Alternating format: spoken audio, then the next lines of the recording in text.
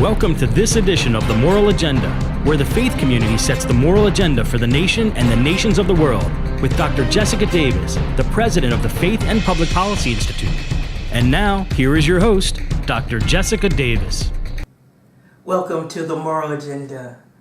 I'm your host, Dr. Jessica Davis, coming to you live from the Faith and Public Policy Institute, located in Princeton, New Jersey, and Washington, D.C. Today, I'm coming to you live from the national headquarters, located in Princeton, New Jersey. The Moral Agenda is where the faith community sets the moral agenda for the nation and the nations of the world.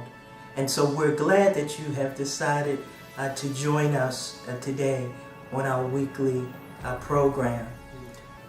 The mission of the Faith and Public Policy Institute is to educate the faith community on domestic and foreign policy issues. As we have been sharing over the last several weeks, we're focusing on eradicating poverty in America, and not only this nation, but the nations of the world as well. Because we know that we are interconnected, and because we now live in a global community as a result of technology and global and foreign policies, we're exporting and importing, and we're just connected in so many ways.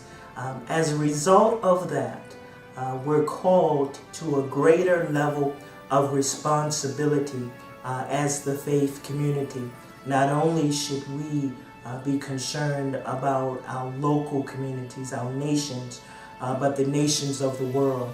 And so the mission of the Faith and Public Policy Institute is not only to educate, but to bring to a greater level of awareness the fact that we are a global faith community, and because of that, we have a greater level of responsibility. I share all the time that the faith community is a sleeping giant, and it's time for us to wake up when it comes to domestic and foreign policy issues. And so we're focusing, we're committed to looking at poverty from a domestic and foreign policy perspective. And so today, I want to talk to you from a global perspective. I want to talk to you, and I want to talk to the nations of the world today. Specifically, we're going to look at our African brothers and sisters and look at what is taking place concerning poverty on the continent, and how the countries of Africa, their commitment and their mission to eradicate poverty as well. The hope today is that we will learn about what's going on the continent of Africa. In addition to that, learning what's taking place, and there are some exciting things taking place. And not only that, what we can learn from it and how we can work together collectively to eradicate poverty in the nation and the nations of the world as well. But let me share with you, we have a 10-point poverty plan, and in addition to the poverty plan, we have created what we call poverty rating guides.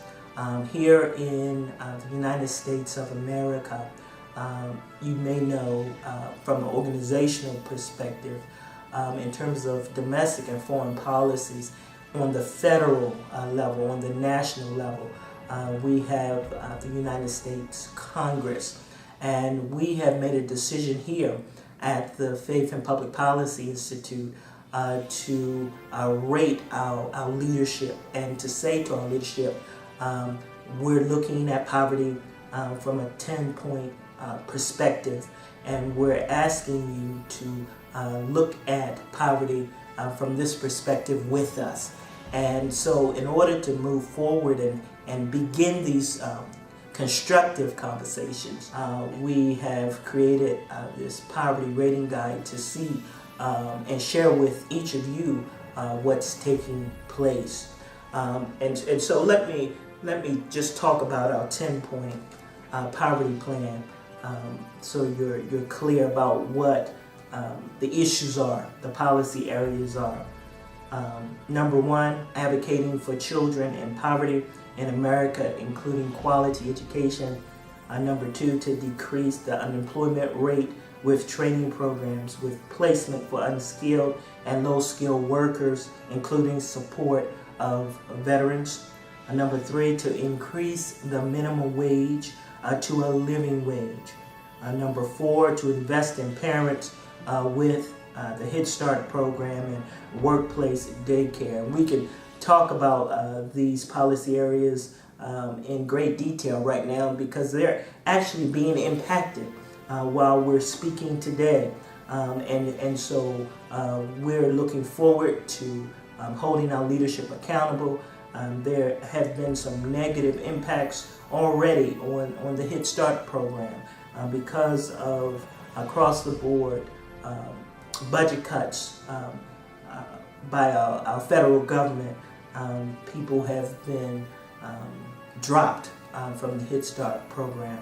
And we're looking right now, as of today, the latest information we have received on this week is that 60,000 young people will not have access to the Head Start, federally funded Head Start program. And so we need to speak out about it, and speak out about our concerns, because this impacts young people, and we know disproportionately young people are impacted by poverty in a great way. And so whatever we can do to support and bring and keep young people out of poverty and prepare them to move up in terms of upward mobility, programs like Head Start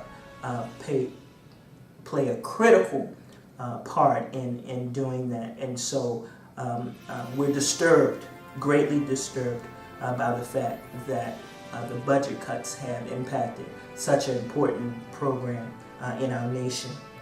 Next policy area, developing housing rehabilitation programs, including low-density public housing. Next, to end hunger and food insecurity, including new farming initiatives with urban and regional farming. And as we talk about Africa today, they have made some very important commitments in terms of food insecurity and ending hunger. And so we can actually learn from our African brothers and sisters today. And so I'm excited to share that information and their commitment and mission to end hunger in their nations. Next, the support programs for victims of predatory lenders, including the outcome of homelessness. As you know, across really the nation and the nations of the world, we went through a significant housing and mortgage crisis. And it had a global impact in terms of the financial aspect of it. And so we're saying, remember, this began in 2007, 2008 until now. And we're saying remember because people are still recovering. They're in the recovering phase as a result of the mortgage crisis in the nation. The next policy area is a major overhaul of the prison industrial complex. And there have been some policy discussions in terms of sentencing of men and women in the recent weeks. And so we're excited to hear that.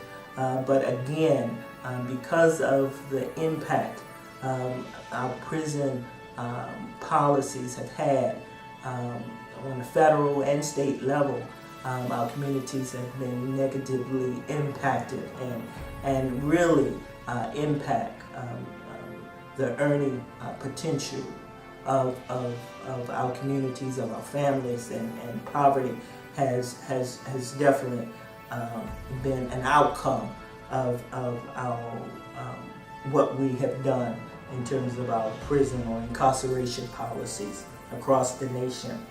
Our next policy area is ending unfair personal and corporate tax breaks and concessions. And as you know, these policies have been, the implementation of new tax policies have been slow to move forward, and because of the self-interest of a number of our corporate and corporations in the nation. And so we need to hold our leadership accountable and say, what's going on?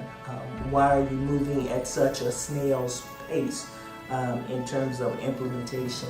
And so as we hold our nation accountable, faith community, because this is a poverty issue, we will see greater movement and greater implementation of policies that will help our community, empower our communities.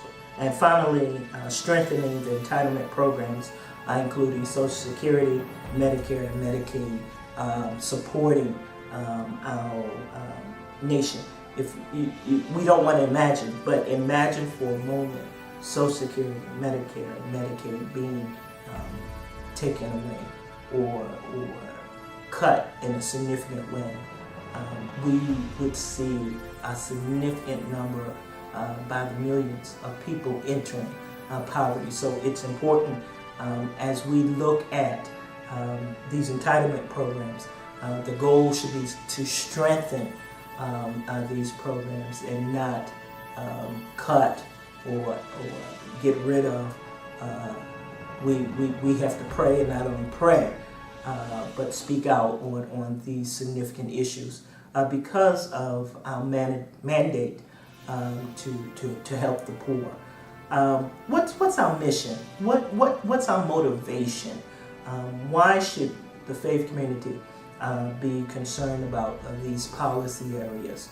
Why should the faith community be concerned about poverty in the nation and the nations of the world?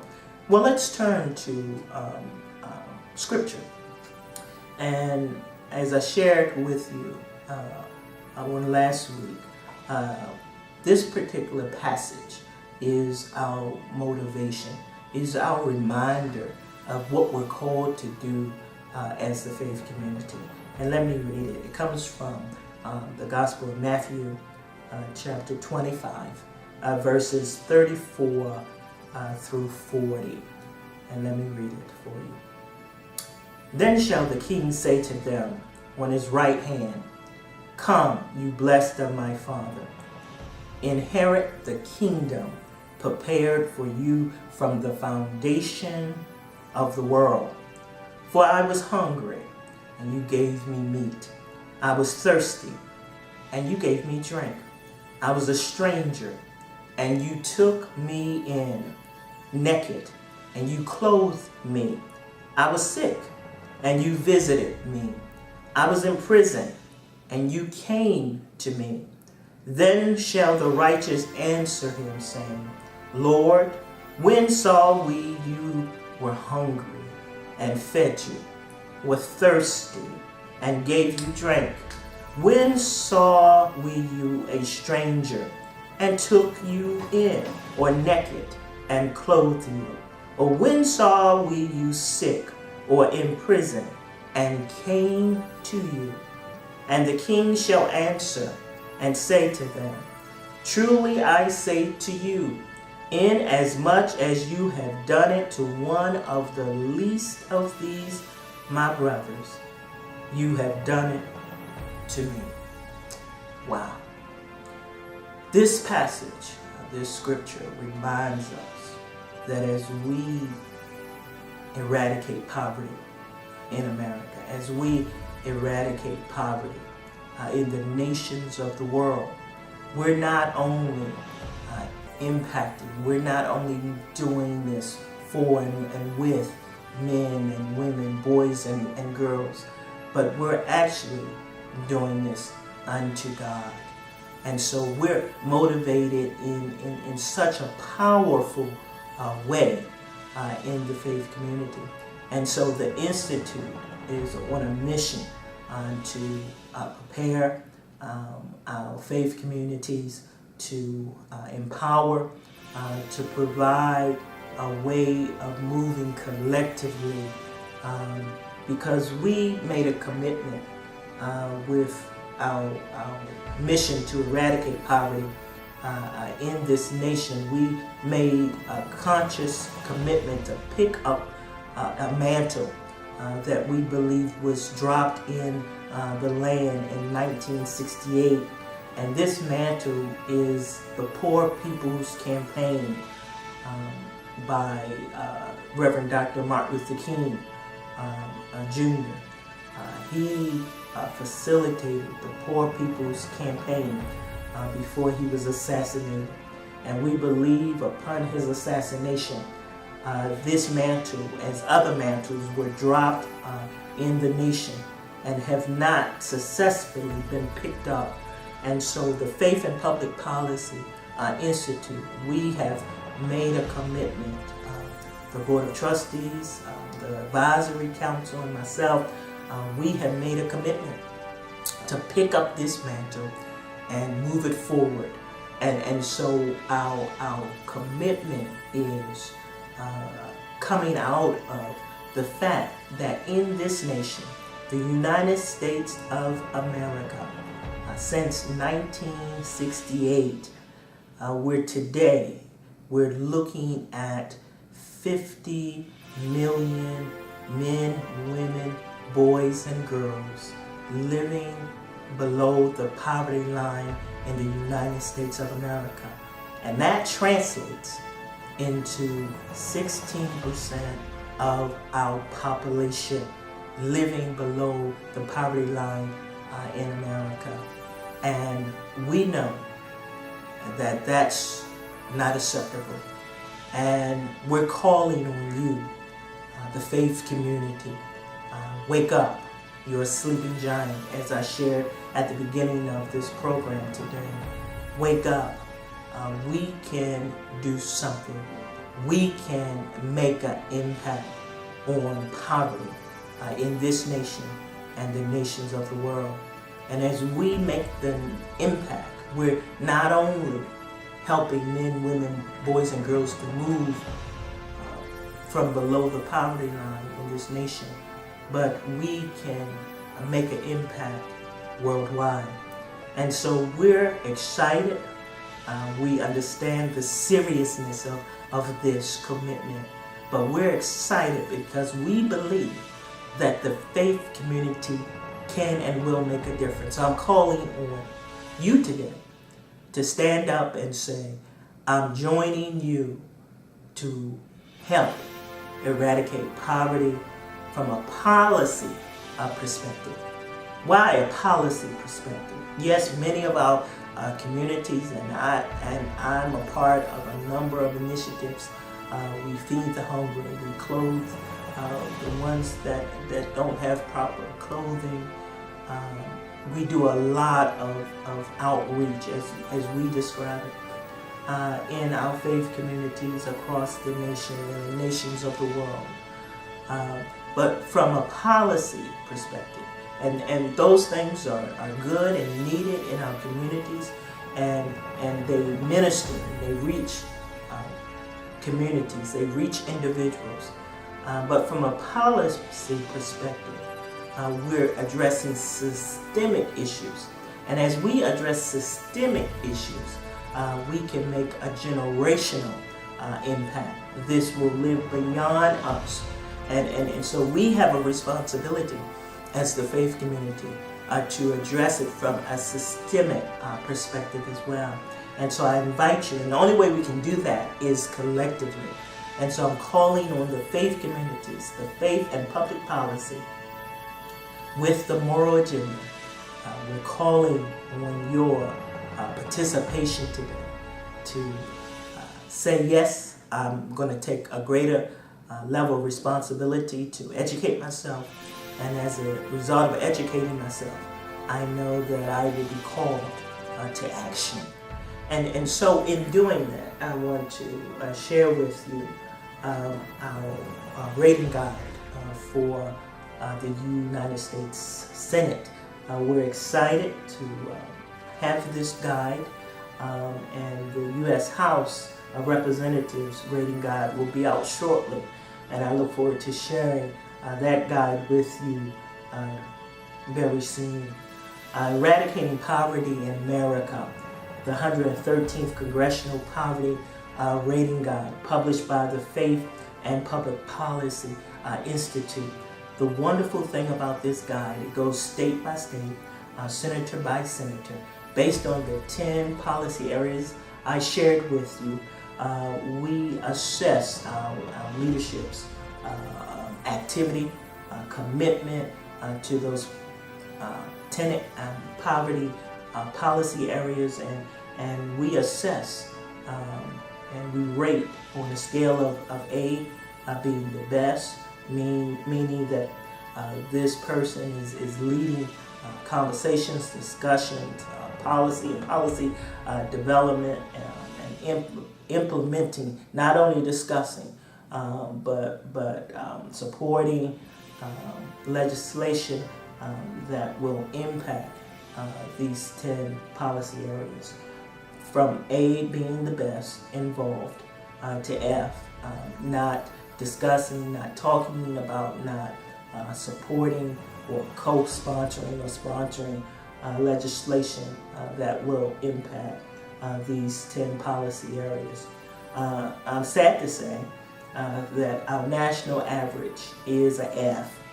So our U.S. Senate is failing us in terms of those 10 policy areas. And so we educate you, we make you aware from state to state so you can see your senators. But there is also a call to action in the back of this poverty guide.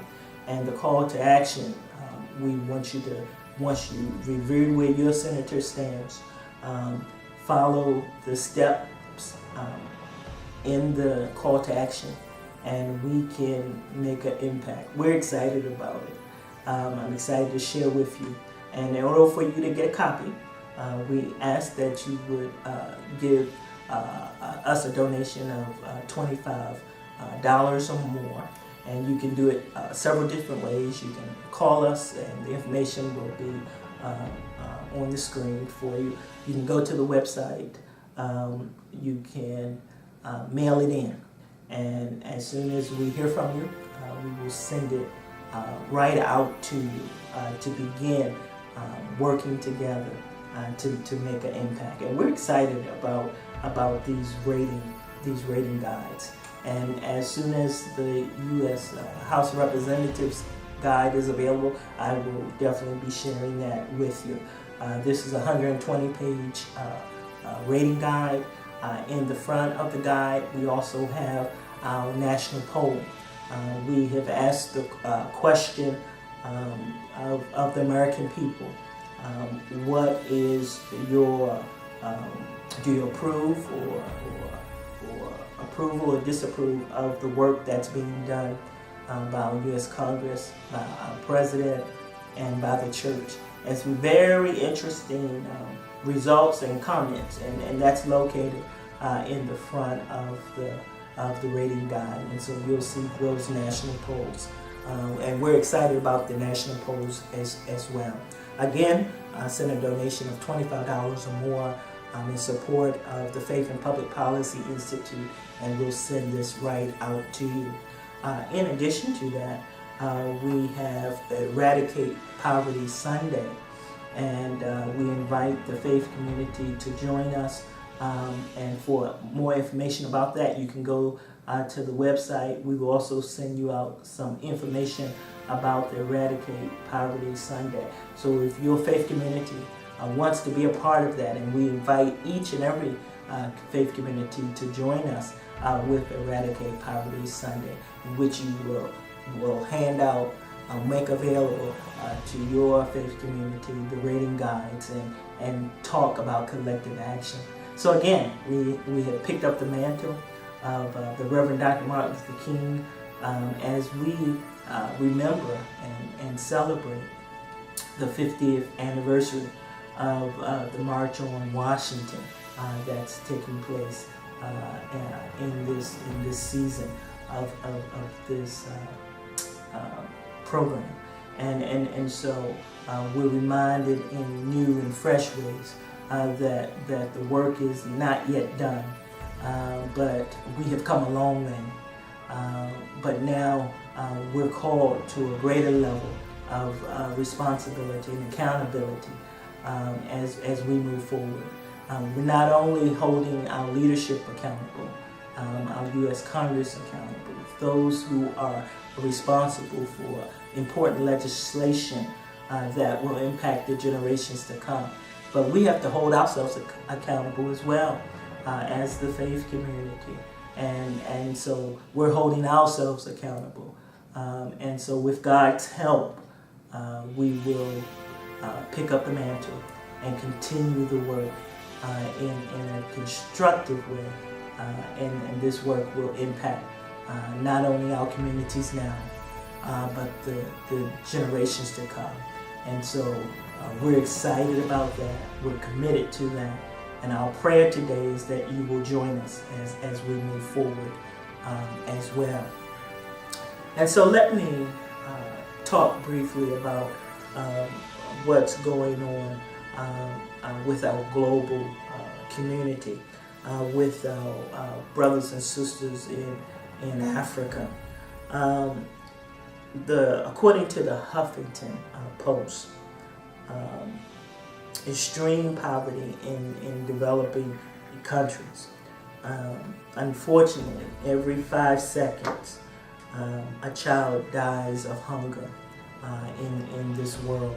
Even as we sit here today, as I sit here today sharing with you, many children have died during this particular program, and so faith community, we have to continue our work, and we have to take our work to the next level of implementation. At the same time, there are some exciting things going on. According to the Haifa International states that extreme poverty is down from 43% to 21%. And so we're excited to hear that.